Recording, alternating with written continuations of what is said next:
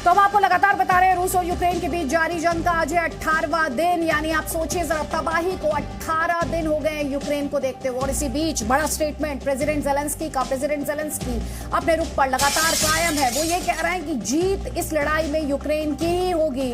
बार बार वो अपनी पब्लिक से कह रहे हैं कि यूक्रेन झुकेगा नहीं, रुकेगा नहीं, आगे बढ़ेगा। रशियन फोर्सेस के खिलाफ रशियन फोर्सेस को बड़ी क्षति पहुंचाने का दावा वो कर रहे हैं। और साथ ही ये बड़ा दावा उनके द्वारा किया जा रहा है कि जीत यूक्रेन की होगी। मारियोपोल की बात कर रहे हैं। मारियोपोल को लेकर वो कह रहे हैं कि लोगों को मदद की जरूरत है, वहां पर ह्यूमैनिटेरियन क्राइसिस है, तो मानवीय आधार पर जो मदद है वहां लोगों तक नहीं पहुंच पा रही है। और साथ ही जीत का दावा भी यूक्रेन के राष्ट्रपति ज़ेलेंस्की लगातार कर रहे हैं। ह्यूमैनिटेरियन क्राइसिस की बात हमने की थी, मारियोपोल में मानवीय कॉरिडोर की बात वो कर रहे हैं। 1.25 लाख लोगों को निकालने में सक्षम है यूक्रेन, ये दावा वो कर रहे हैं। तो वो मानवीय कॉरिडोर की बात कर रहे हैं मारियोपोल में। मारियोपोल को लेकर कई तरह के स्टेटमेंट्स आ रहे हैं। यूक्रेन बार बार ये कह रहा है कि वहां पर लोग काफी दिक्कत में हैं। कई एजेंसीज हैं जिनके हवाले से ये तक दावे किए जा रहे हैं कि वहां पर इलेक्ट्रिसिटी की सप्लाई को रोक दिया गया है, जो एसेंशियल सर्विसेज की सप्लाई है वो रुकी हुई है। रशिया ने चारों तरफ से सिटी को घेरा हुआ है। अब ज़ेलेंस्की ये कह रहे हैं कि एक तो वहां पर बहुत बड़ा मानवीय संकट है, और मानवीय कॉरिडोर की बात ज़ेलेंस्की प्रेसिडेंट यूक्रेन के वो कर रहे हैं। कह रहे हैं हम 1.25 लाख लोगों को निकालने में सक्षम हैं।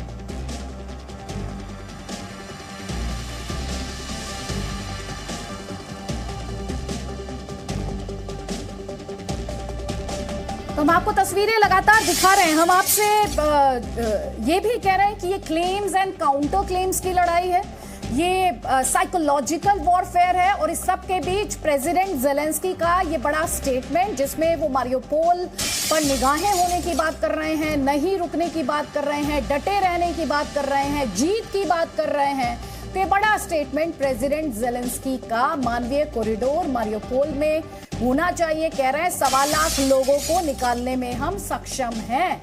इसके अलावा रूस की बमबारी जारी है। यूक्रेन के शहर खंडहर में तब्दील होते जा रहे हैं। विनाश, विध्वंस, तबाही की तस्वीरें जी न्यूज आपको लगातार दिखा रहा है। आसमान से मिसाइलें बरस रही हैं, जमीन पर टैंक्स हैं जो आग उगल रहे हैं।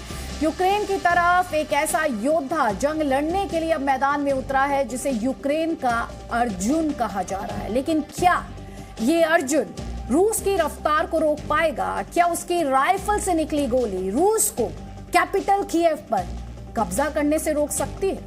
इस सवाल का जवाब रिपोर्ट।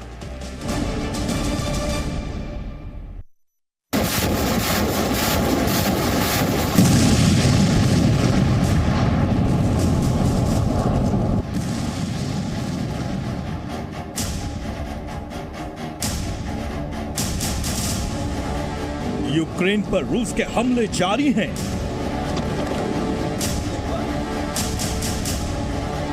रूसी सेना जमीन से गोले दाग रही है। आसमान से मिसाइलें और बम बरसा रही हैं। ऐसे में यूक्रेन को एक ऐसे अर्जुन की तलाश थी जिसकी दहशत इन बमों और मिसाइलों पर भी भारी पड़ जाए। कीव पर कब्जे की इस जंग में अब एक ऐसे ही शख्स की एंट्री हुई है जिसे यूक्रेन का अर्जुन कहा जा रहा है। अर्जुन इसलिए क्योंकि इस इंसान का निशाना बेहद अचूक है। यह इंसान अपनी राइफल से गोली नहीं, मौत बरसाने के लिए मशहूर है। यानी यह अपनी राइफल से वो निशाना लगाता है जिससे दुश्मन का बचना मुश्किल ही नहीं, नामुमकिन हो जाता है। इस शख्स का नाम क्या है कोई नहीं जानता, लेकिन दुनिया इसे वली के नाम से जानती है। वली यानी अरबी भाषा में रक्षक। यह नाम इसे अफगानिस्तान की जंग में मिला था। वहां इस स्नाइपर ने एक एक दिन में 40 दुश्मनों को मौत के घाट उतारा था।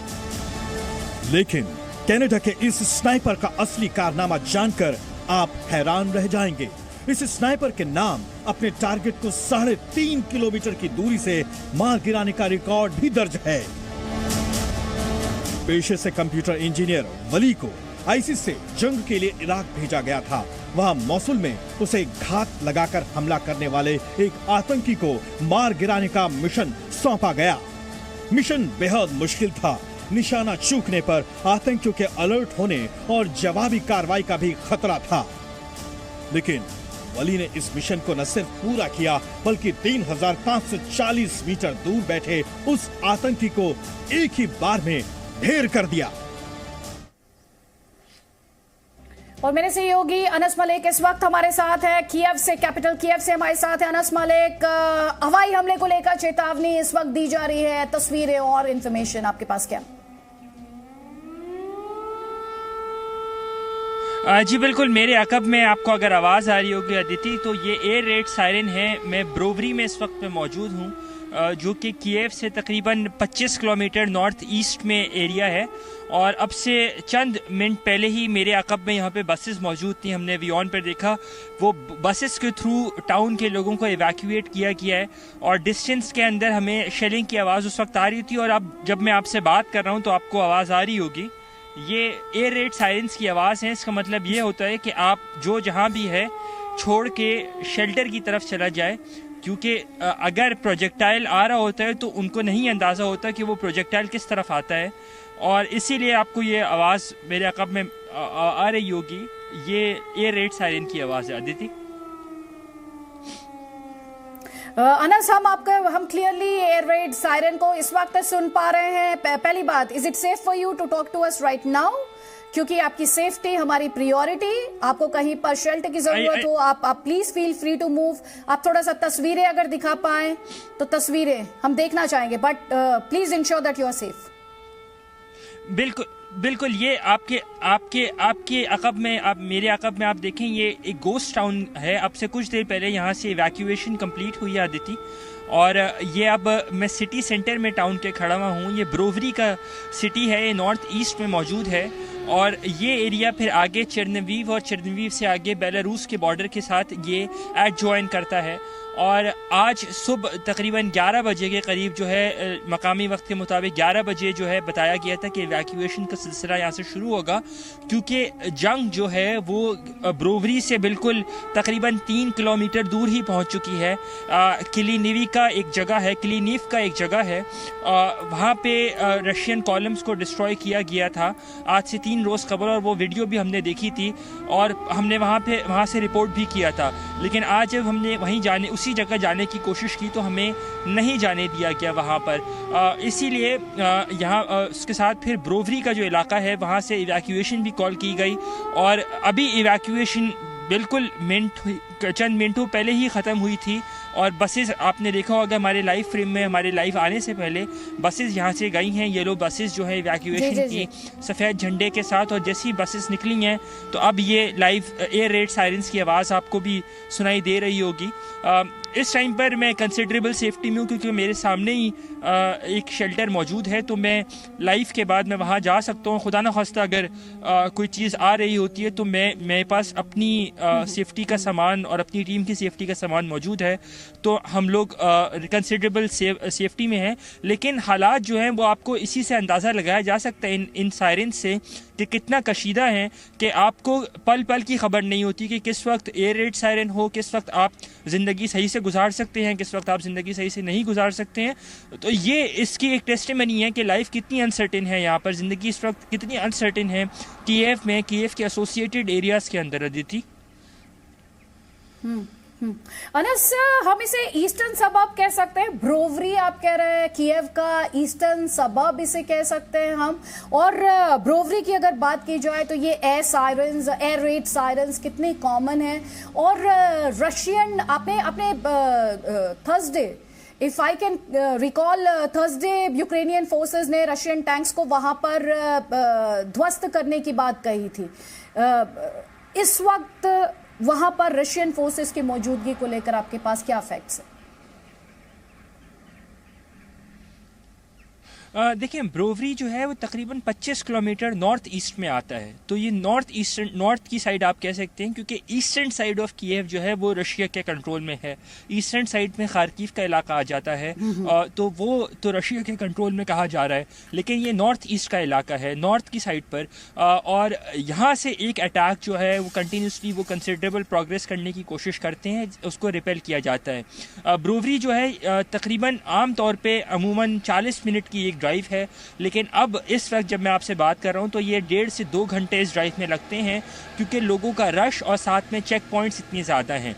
उसके साथ एक बार और यहाँ पे बात बताना ज़रूरी है कि ब्रोवरी के आगे ही एक मुकाम है किलीनिवका के नाम से।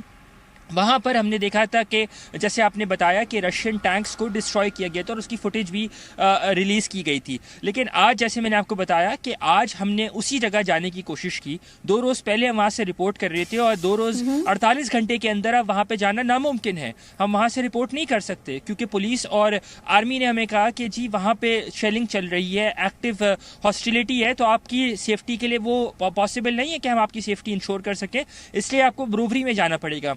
अब से चंद मिनटों पहले हमने 1 घंटा पहले हमने वियोन पर दिखाया कि यहाँ पर जो इवैक्यूएशन थी उस वक्त चल रही थी और बसेस थी। जब मैं लाइव पे खड़ा हुआ तो यहाँ से बसेस मूव होना शुरू हुई और इस वक्त आप मेरे अक़ब में देख सकते हैं कि ये बिल्कुल जहाँ तक नज़र जाती है वहाँ तक सिर्फ सन्नाटा आपको नज़र आएगा, ना गाड़ियाँ हैं ना लोग आपको नज़र आते हैं। तो ये आपको ग्रेविटी ऑफ द सिचुएशन बताती है कि हालात कितने ख़राब हैं, लोगों में कितना जो है वो खौफ का अंसर पाया जाता है। ये जो गाड़ी आप मेरे सामने देख रहे हैं, ये गाड़ी ही पुलिस वालों की गाड़ी है, इसमें पुलिस के लोग बैठे हुए हैं। ये पीछे 2 गाड़ियां आ रही हैं, एक बार फिर इनमें पुलिस के पर्सनल मौजूद हैं। तो अगर आपको कोई गाड़ियां दिखेंगी तो वो या आर्मी और पुलिस पर्सनल की होंगी या वो एम्बुलेंसेज होंगी। आम शहरियों की गाड़ियां आपको नहीं दिखेंगी, जिससे खौफ का अंसर जो है वो क्लियरली पता चलता है। आदिति, ठीक, तो आपने बताया Brovary, just to correct myself, it is north eastern suburb of Kyiv. आपसे ये जानना चाहती हूँ मैं आपकी रशियन फोर्सेस के एडवांसेस को लेकर जहां पर आप खड़े हैं। हमने खुद इस बात को लेकर हमने और आपने बात की कि कैसे यूक्रेनियन फोर्सेस ने रशियन टैंक्स को यहां से थोड़ी दूरी पर डिस्ट्रॉय किया है। I think we have air raid sirens again on us. दोबारा से एयर रेड सायरन है। Please come quickly because there is an air raid. Please go. Please ensure your safety. It's perfectly fine.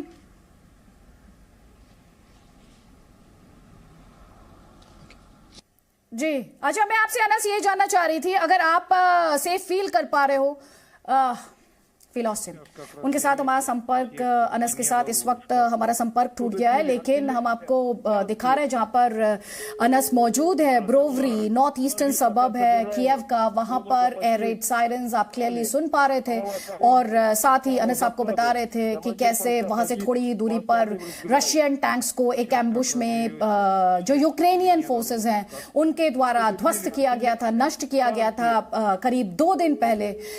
इस तरह का दावा Ukrainian forces द्वारा।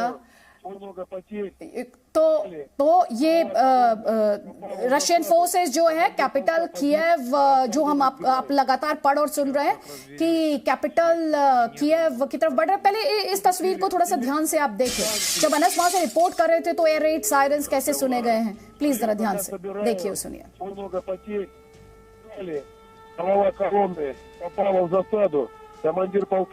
Please come quickly because there is an air raid siren going on. If you can listen, can you please come quickly?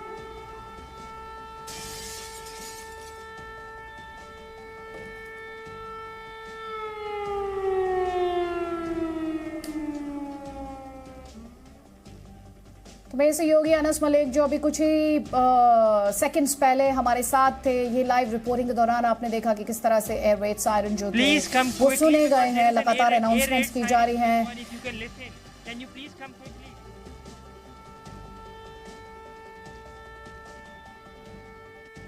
जी, तो Kyiv में हवाई हमले को लेकर चेतावनी सायरन लगातार आप देख रहे हैं, ये सायरन्स बहुत कॉमन अब होते जा रहे हैं 18वां दिन जंग का।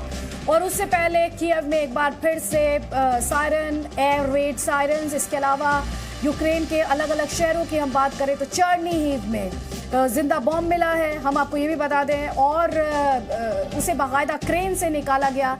रशियन फोर्सेस, ये तस्वीर आपके स्क्रीन पर है, देखिए ये तस्वीर आपके स्क्रीन पर है, क्रेन आपको दिखाई दे रही है, लाइव बॉम्ब है ये।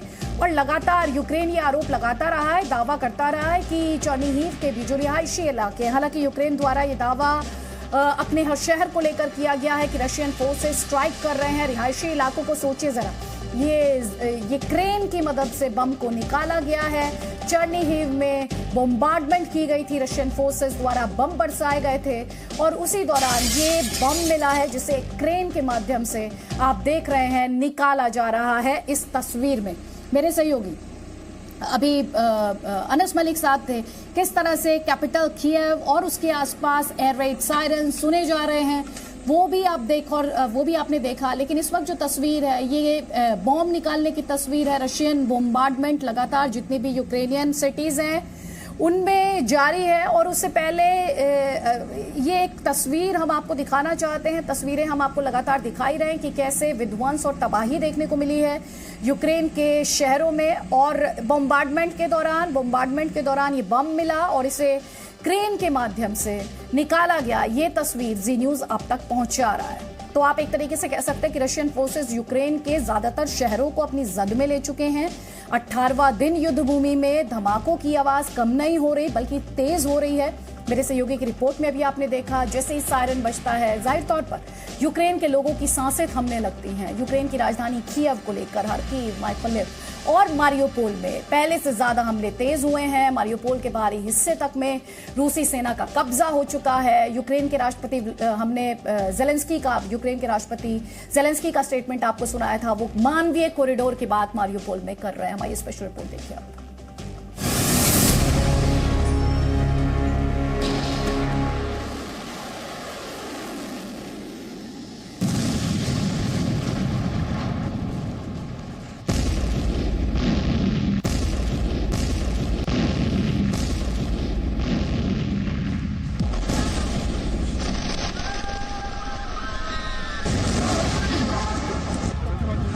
यूक्रेन रूस के बीच युद्ध 18वें दिन में पहुंच चुका है।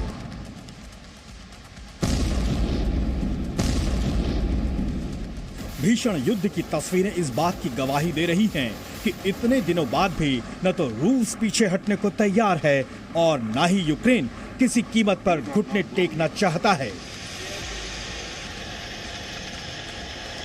यूक्रेन के मारियोपोल की इमारतों पर रूस के टैंक ने आज बड़ा धावा बोल दिया। रूसी टैंक ने अपार्टमेंट की इमारत को निशाना बनाकर तबाही की नई तस्वीर बनाई। देखते ही देखते इमारत चारों ओर धुएं के गुबार में घिर गई।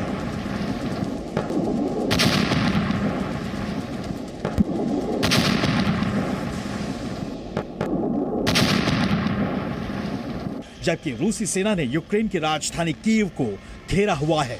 खबरों के मुताबिक रूसी सेना कीव से सिर्फ 15 किलोमीटर दूर है। यूक्रेन के करंसोपिल में बड़ा धमाका हुआ है जो तबाही की कहानी खुद बयां कर रहा है।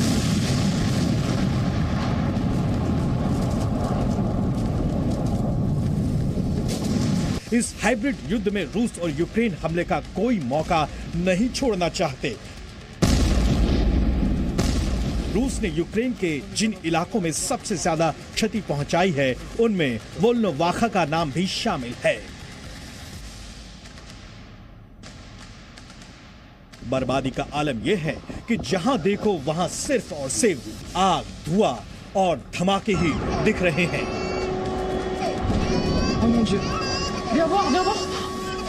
यूक्रेन जहां अपनी जमीन बचाने के लिए सब कुछ दांव पर लगाए हुए है, वहीं रूस ने भी कोई ऐसी जगह नहीं छोड़ी जहां उसकी सैन्य ताकत यूक्रेन को घुटने के बल लाने की कोशिश में न जुटी हो।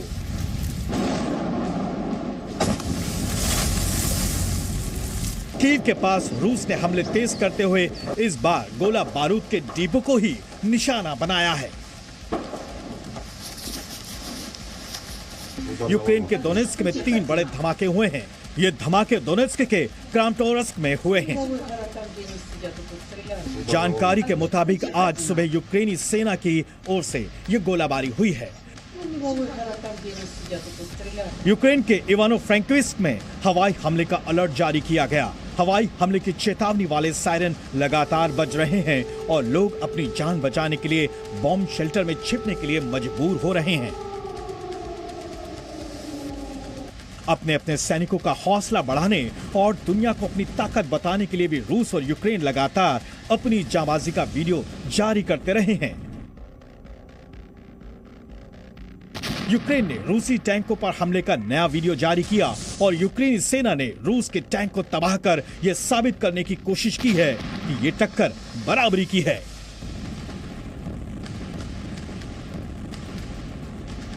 यूक्रेन के लवीव में भी बम बारूद के धमाकों से बदहाली की तस्वीरें साफ दिख रही हैं।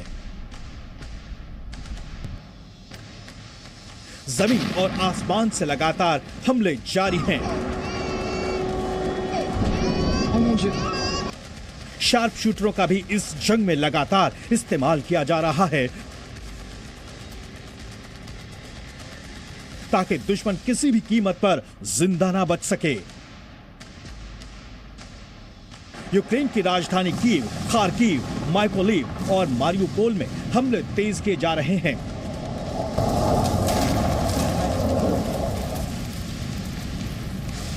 मारियुपोल के बाहरी हिस्से तक में रूसी सेना का कब्जा हो गया है। 18वें दिन अब रूस कीव पर कब्जा करने की तैयारी कर रहा है। Bureau report, ji media.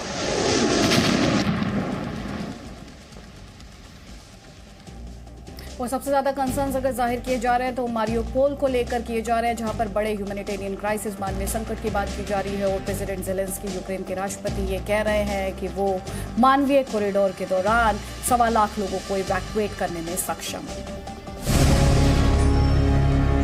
Presenting B News app, available on Google Play and App Store. Download it now.